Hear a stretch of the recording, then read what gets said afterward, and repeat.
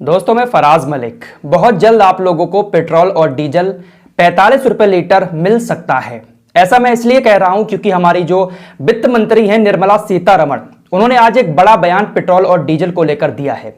उन्होंने कहा है कि जो अगली जीएसटी काउंसिल की मीटिंग होगी उसमें वो पेट्रोल और डीजल को जीएसटी के दायरे में लाने के लिए बातचीत करने को पूरी तरह से तैयार हैं। उनके इस बयान के बाद यह माना जा रहा है कि हो सकता है कि बहुत जल्द पेट्रोल और डीजल को जीएसटी के दायरे में लेकर आया जाए, जिसके बाद पेट्रोल और डीजल की कीमतें आधी हो जाएंगी। तकरीबन 45 से 50 रुपए पेट्रोल और डीजल हमारे देश के अंदर मिलने लगेगा। अभी आपको बात ठीक से समझ में नहीं आई होगी। आइए आपको आसान भाषा में समझाने की कोशिश करता हूं कि किस तरीके से जीएसटी के दायरे में आने से पेट्रोल डीजल की कीमतें कम हो जाएंगी। आराम से आखिर तक वीडियो देखिएगा। एक एक बात बहुत अच्छे से आप लोगों के सामने रखने की कोशिश करूंगा। निर्मला सीतारमण के इस बयान के बाद काफी चर्चाएं हो रही हैं डीजल और पेट्रोल को लेकर। हमारे देश के अंदर तकरीबन 100 रुपए तक पहुंच चुका है पेट्रोल डीजल। बहुत सारी जगहों पर 100 रुपए पार हो गया है, जिसके बाद हमारे देश के अंदर यह मांग उठने लगी। एक्सपर्ट ये कहने लगे कि पेट्रोल और डीजल के ऊपर से टैक्सेस हटाकर जो केंद्र सरकार और जो राज्य सरकारें और जो बहुत सारे टैक्सेस लगे हुए हैं, इनको हटाकर पेट्रोल और डीजल को जीएसटी के दायरे में लेकर आया जाए। जीएसटी के दायरे में आने से पेट्रोल और डीजल की कीमतें तकरीबन आधी हो जाएंगी। आखिर ऐसा कैसे होगा, इस बात को आप लोग ध्यान से समझिएगा।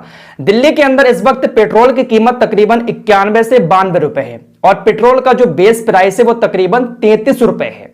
यानी 33 रुपए में पेट्रोल आ रहा है और वो 91 या 92 रुपए को बिक रहा है। इतने कम बेस प्राइस में आया हुआ पेट्रोल 91-92 रुपए इसलिए बिकता है क्योंकि इसमें राज्य सरकार भी टैक्स लेती है और केंद्र सरकार भी टैक्स लेती है। यानी जो बेस प्राइस है पेट्रोल का, उससे ज्यादा का टैक्स सरकारें वसूलती हैं एक आम आदमी से। अब आपको जीएसटी की बात यहां पर बताता हूं। अगर जीएसटी के दायरे में पेट्रोल डीजल आता है तो ये सारे टैक्सेस पेट्रोल से हट जाएंगे। जितने भी टैक्स लगे हुए हैं पेट्रोल डीजल पर, चाहे केंद्र सरकार का हुआ चाहे राज्य सरकार का हुआ, वो सारे टैक्सेस हट जाएंगे। जीएसटी का मामला ये होता है कि जीएसटी के अंदर जो है 28% स्लैब होते हैं। यानी किसी भी चीज पर आप 28% से ज्यादा जीएसटी नहीं लगा सकते। 28% एक मैक्सिमम लिमिट है जीएसटी की।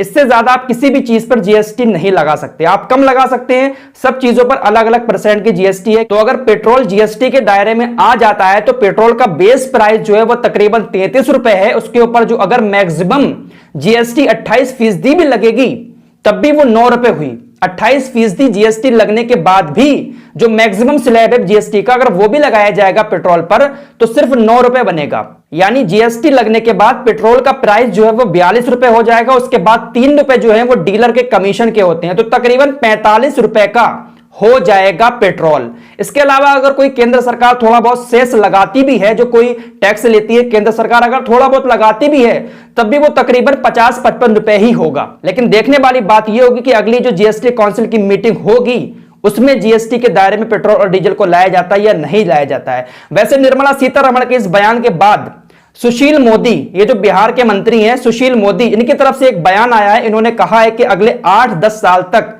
पेट्रोल डीजल को जीएसटी के दायरे में नहीं लाया जा सकता। 8-10 साल तक पेट्रोल डीजल जीएसटी के दायरे में नहीं आएगा। अगर ऐसा होता है तो केंद्र सरकार को और राज्य सरकारों को बड़ा नुकसान उठाना पड़ेगा। तकरीबन 48 से 50 रुपए का नुकसान होगा। उन्होंने कहा कि ये जो टैक्स वसूल रही है सरकारें, ये आपके विकास कार्य में ही तो पैसा लग रहा है, तो अगले 8-10 साल तक तो तकरीबन जीएसटी के दायरे में नहीं आएगा पेट्रोल। उन्होंने विपक्ष से पूछा कि अगर हम पेट्रोल और डीजल को जीएसटी के दायरे में ले आते हैं, हमें 48 से 50 रुपए का नुकसान उठाना पड़ता है, तो विकास कार्यों के लिए पैसा कहां से आएगा, इसका आप हमें जवाब दें। तो देखने वाली बात होगी कि जीएसटी काउंसिल की मीटिंग में क्या फैसला निकल के आता है। वैसे निर्मला सीतारमण के इस बयान के बाद काफी चर्चाएं होने लगी हैं कि एक आम आदमी की जेब पर अब असर कम पड़ेगा, पेट्रोल डीजल की कीमतें आधी हो जाएंगी। तो आप लोग क्या समझते हैं कि सरकार को पेट्रोल डीजल को जीएसटी के दायरे में लाना चाहिए या फिर इसी तरीके से आप लोग टैक्स देते रहेंगे? आपको क्या लगता है कि सरकार जीएसटी के दायरे में लेकर आएगी? कमेंट बॉक्स में अपनी राय भी जरूर दें।